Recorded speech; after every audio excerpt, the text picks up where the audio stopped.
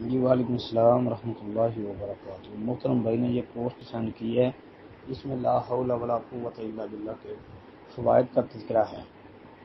اس post کے متعلق بھائی کہتے ہیں یہ بتا دیں۔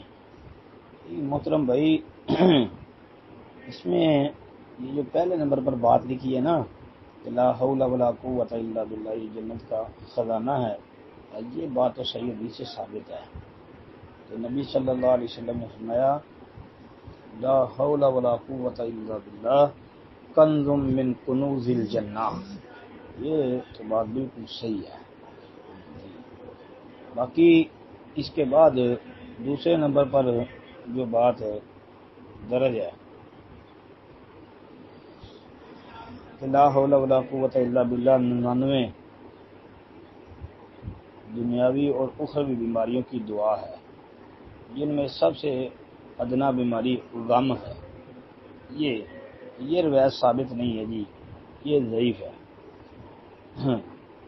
اس کی تحقیق ہم نے اس گروپ میں پہلے کئی دفعہ کر دی ہے، یہ ثابت نہیں ہے۔ اس میں بشر بن رافع نامی ایک راوی ہے جو ضعیف الحدیث ہے، اس لیے یہ روایت تو ثابت نہیں۔ اس کے بعد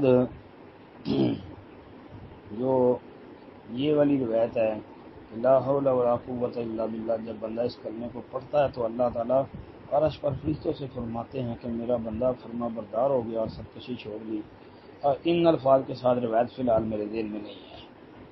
نمبر 4 پہ جو لکھا ہے کہ ابراہیم علیہ السلام کے حوالے سے کہ جو انہوں نے سفر معراج پر جب ملاقات ہوئی تو کہا کہ امت کو یہ سلام بھی دینا اور حکم بھی دینا کہ وہ جنت کو باغوں کو بڑھا لیں لا حول ولا قوت الا باللہ کے ذریعے۔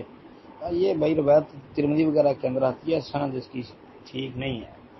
اب بعض علماء کہتے ہیں کہ تعدد طرق کی بنیاد پر حسن بن جاتی ہے، پر فی الحال جو ہے نا ہماری تحقیق میں تو یہی بات ہے کہ روایت میں ضعف پایا جاتا ہے۔ السلام علیکم ورحمۃ اللہ وبرکاتہ۔